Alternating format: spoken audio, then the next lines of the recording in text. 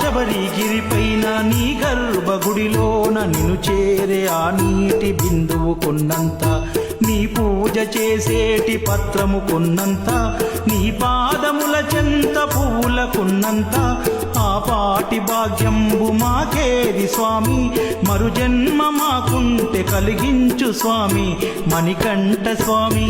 స్వామియే శరణమయ్యప్ప, స్వామియే శరణమయ్యప్ప, స్వామియే శరణమయ్యప్ప, స్వామియే శరణమయ్యప్ప.